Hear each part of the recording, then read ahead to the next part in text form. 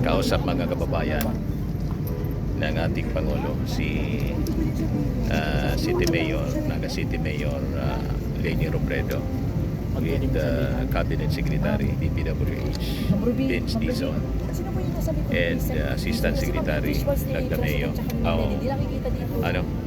SAP Lagdameo sa Oplan, Oplan Kontrabaha, Bicol. Kaya lang hindi makita si PBBM na tatakpan ng kanyang mga officials po.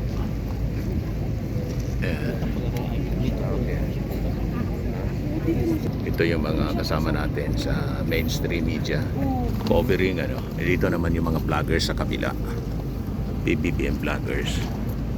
Ayan. Si Mrs. nandyan sa si Kuya. Ayan, Oplan Kontrabaha with President Bongbong Marcos. So makikita natin yung ating Pangulo, yung health condition niya. Kung titingnan natin, fully recovered na siya. So talagang hindi totoo yung mga pinapakalat na fake news po ng mga DDS influencers. Sinisiraan ng ating Pangulo. Kikita ninyo, maganda na bumalik na po yung dati niyang katawan, pagkakatawan. Ayan, tinitingnan niya yung map. Oplan Kontrabaha, Bicol. Ayan. Sige lang trabaho ng ating Pangulo. Sige lang trabaho niya. At ng napakasipag na DPWH Secretary si Vince Dizon. Ayan. Yung yan. Ay, naku, itong lalaki naman. Ayan. Medyo natatakpan si PBBM at si Leni.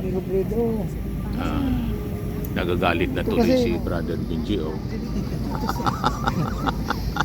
Ang mga viewers naman Ayan, gusto makita si PBBM at si Leni. Gustong makita daw si Hindi yung PBBM. lalaking malaki.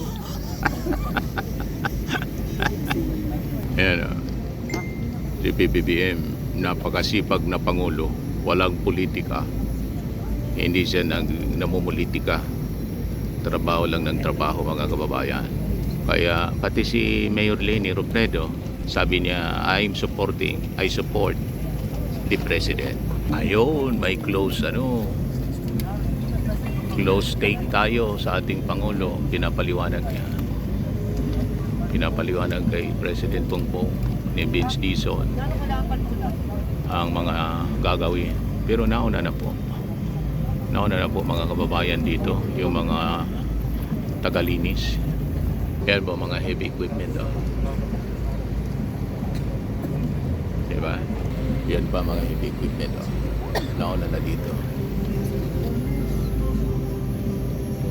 Sabi ng mga taga-Naga, 3 days na dito. Sabi ni Mayor Leni mismo, 3 days na ditong naglilinis para labanan ang baha. Habang tag-init pa po, sinasamantala na.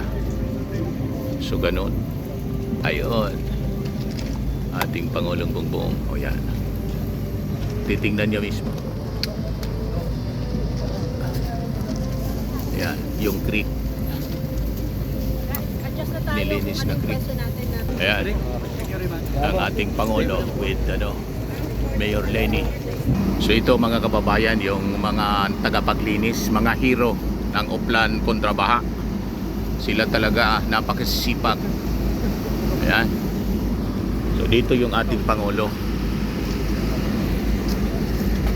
Asa na yung ating Pangulo dito? Ito yung nililinis. Dugi man lang yan. Ayan po, nililinis. So ito yung ating Pangulo. With si Yayam Dizon.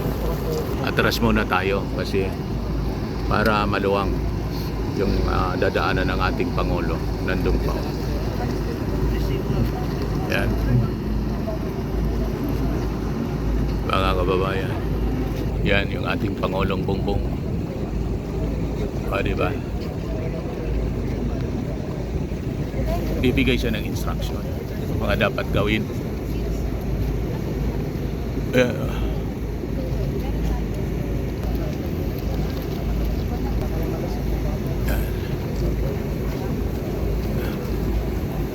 si BBB. Mamaya baka magbigay siya ng statement ng ating Pangulo. There's actually hanggang Bicol River. Alam naman natin, it is an eco basin. At maraming mga construction, hindi lang yung private sector construction, kundi ang pagpagawa nito, ang mga iba't ibang linipat ang dinaanan ng tubig. Kaya naging mas grabe. Sa pangbagay, yung nag-siltation talaga ng gusto. Kaya titignan ninyo, napakababaw na itong ilog na ito. And with ang sinasabi nga ni Mayor Lenny is that many of the places na dati naman ay hindi pinapaha. Punta na rin yung effect ng climate change. Yan ating Pangulo. This is what we are trying to do. Ang init-init. Malaking trabaho ito such as the pools that are going to push out. But tawag nila yung retention fund para mabawasan para mabawasan natin yung pagbaba ng tubig. Dahil nga it is Bicol River Basin, ang plano na talaga pwede natin gawin, na kailangan natin gawin, ay kailangan natin mahuli na dapat ma-collection na yung tubig bago pa bumaba sa basin. Dahil, again, as Mayor Lenny was explaining, this is a landlocked province.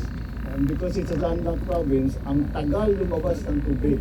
So huwag na natin sana papasukin. But this is only the beginning. Ito, dissertation lamang ito. At hindi naman ito, kagaya ng mga ginagawa natin sa ibang lugar, this is not going to be one time. We will keep doing this until we have the more long-term solutions. And hopefully, down the road, if we design everything properly, hindi na natin kailangan paulit-ulit ang binabalik-balikan. Okay? Alright. Mr. President, I need to speak to the point. Aside sa flood control issue, nakikita po ang visibility in the lens of politics. Are you open to forging an Politics. alliance with Naga City Mayor Lenny Robredo for 2025? Alam mo, hindi namin pinag-uusapan yun.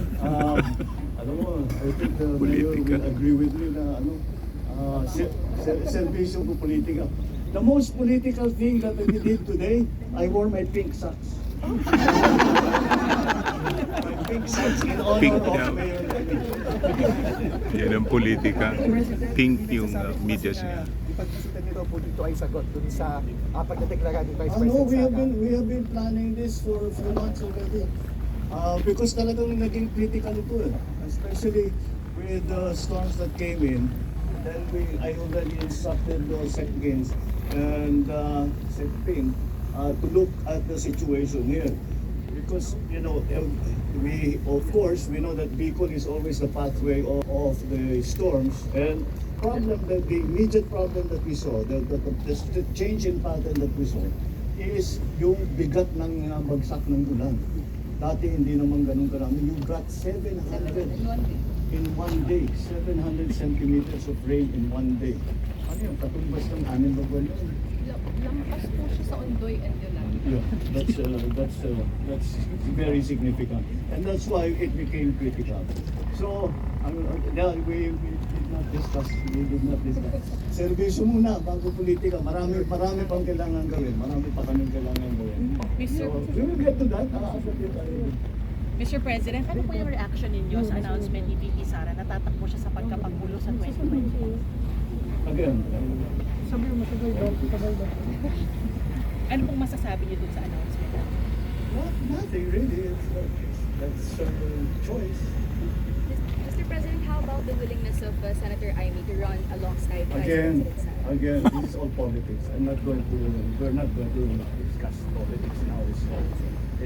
We are talking, what we are here for is to try and find solutions to this very important problem, very critical problem that we have not only here in Naga City but also in Kamsur, and for that matter, for the whole of Bicol. That's what we are concentrating on. Mr. President, Mayor Lenny, can we expect more engagement, collaboration in the future after this visit, kahit hindi politics? we don't change. Whatever kung sino, it's not only here. Kung sino ang nangangailangan ng tulong, the national government is here to help. So as you know, I came from local government. Kaya I have great sympathy for the situations of local government, the different constituencies, the cities, the provinces, the towns, the municipalities. Kaya whoever comes to us for help, we will do what we can to help.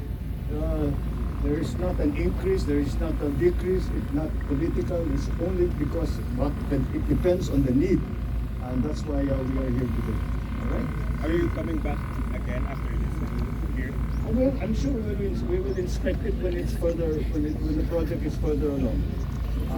We'll bring you back here, especially Maharlika Highway, because yun ang. In fact, many of the problems were identified because of our inspection of the Maharlika Highway rehabilitation and repair. Doon nakita, marami talagang nakita. Dinapitan tayo ng national government, ng mga local, at sinabi, natignan na ninyo yung Maharlika, doon na tayo, tignan naman ninyo yung bahag. And that's what happened. Okay, maraming salamat. Thank you. Good morning.